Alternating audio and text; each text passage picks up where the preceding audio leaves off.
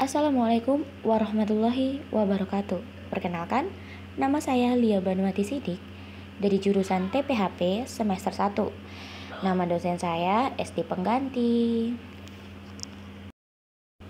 Hai teman-teman, saya di sini akan memaparkan tentang beberapa materi tentang stoikiometri. Yang pertama kita akan bahas adalah bagaimana membuat tata nama senyawa. Tata nama senyawa adalah proses penamaan senyawa kimia dengan nama yang berbeda sehingga dapat dengan mudah diidentifikasi sebagai bahan kimia yang terpisah. Namun, penamaan senyawa kimia dengan nama trivial ini tidak efektif dan dapat menimbulkan permasalahan. Hal inilah yang kemudian membuat para ahli kimia membuat peraturan tata nama senyawa melalui perkumpulan IUPAC. Sehingga diperoleh tata nama senyawa kimia IUPAC yang digunakan hingga saat ini. Tata nama senyawa kimia ini dibagi menjadi dua, yaitu tata nama senyawa kimia anorganik dan organik. Berikut ulasan selengkapnya. Tata nama senyawa anorganik. Senyawa anorganik adalah golongan senyawa yang tersusun dari unsur-unsur yang tidak mengandung atom atau karbon organik.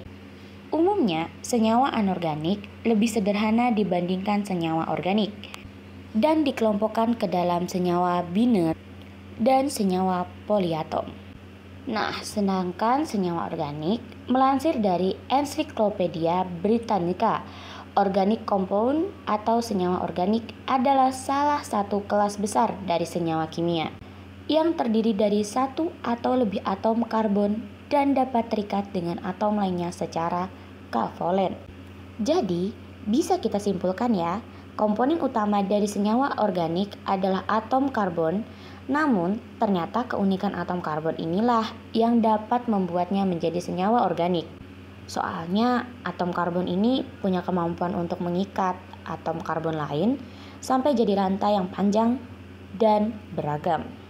Atom unsur lain yang paling sering ditemukan sebagai senyawa organik karena memiliki ikatan dengan atom karbon, antara lain hidrogen, oksigen, atau nitrogen. Mungkin tanpa sadar kita sering melihat atau bertemu dengan contoh senyawa organik dalam kehidupan sehari-hari, kayak bensin dan gula.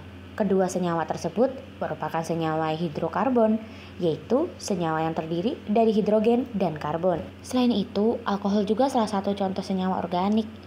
Itu loh, alkohol yang suka dipakai untuk antiseptik, biasanya dipakai untuk membersihkan luka. Sebenarnya, masih banyak contoh senyawa organik yang bisa kita temukan dalam kehidupan sehari-hari. Nah, selanjutnya kita akan membahas bagaimana langkah menyetarakan reaksi kimia. Untuk menulis persamaan reaksi kimia yang setara, untuk sebagian besar reaksi terdapat 4 langkah sebagai berikut, yaitu menggambarkan reaksi dalam kata-kata, letakkan reaksi di sisi kiri dan hasil reaksi di sebelah kanan. Tulis persamaan reaksi kimia untuk reaksi tersebut menggunakan rumus dan lambang rumus. Untuk unsur-unsur hanyalah lambang. Hitunglah atom dalam persamaan dengan tabel yang membantu. Tentukan koefisien yang menyetarakan persamaan tersebut. Untuk menyetarakan persamaan, jangan mengubah angka pada rumus yang sudah benar ya. Nah, pembahasan yang ketiga adalah bagaimana contoh penerapan hukum dasar ilmu kimia. Pembakaran oksigen untuk menghasilkan air. Ini adalah salah satu contoh hukum dasar kimia dalam kehidupan sehari-hari yang sering ditemui di negara Afrika. Jadi, proses pembakaran oksigen dapat dilakukan untuk menghasilkan air. Setelah prosesnya selesai, saat kita ukur volume antara oksigen dengan air akan dihasilkan sama. Sehingga proses ini membuktikan bahwa volume reaksi dengan produksinya tetap. Nah, selanjutnya kita akan membahas tentang bagaimana cara menentukan hubungan jumlah mol dengan massa senyawa. Massa untuk membentuk 1 mol suatu zat disebut dengan massa molar dan memiliki satuan gram atau mol. Hubungan antara mol dengan massa suatu zat ditunjukkan persamaan jumlah mol atau N sama dengan massa zat ditambah massa molar. Di dalam mempelajari ilmu kimia perlu diketahui suatu kuantitas yang berkaitan dengan jumlah atom, ion, atau elektron dalam suatu cuplikan zat. Menurut Satuan Sistem Internasional, satuan dasar dari kuantitas ini disebut mol. Satu mol menyatakan jumlah zat suatu sistem yang mengandung sejumlah besaran elementer, di antara lain yaitu atom, molekul, dan ion, yang setara dengan banyaknya atom yang terdapat dalam 12 gram tepat isotop karbon. Tetapan Avogadro sama dengan 6,02 dikali 1023 partikel. Jumlah besaran elementer tersebut disebut sebagai tetapan Avogadro dan dilambangkan dengan R.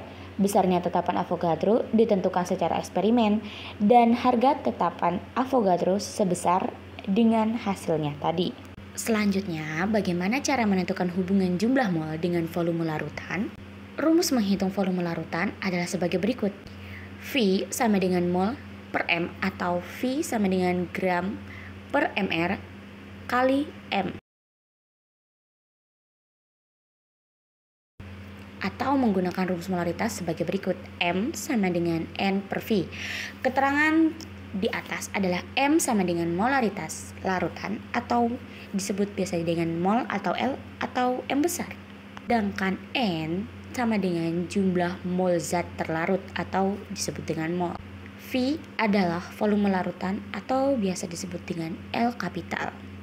Rumus lain molaritas. M atau yang biasa kita sebut dengan molaritas larutan atau mol, L atau M kapital, sama dengan massa suatu zat atau gram dibagi dengan massa molekul relatif suatu zat gram atau mol dikali dengan V. V adalah volume larutan. Nah, segitu dulu ya teman-teman pemaparan atau presentasi dari saya tentang materi stoikiometri pada pembahasan bab ini. Terima kasih telah mendengarkan sampai habis. Bila ada salah kata mohon dimaafkan. Wassalamualaikum warahmatullahi wabarakatuh.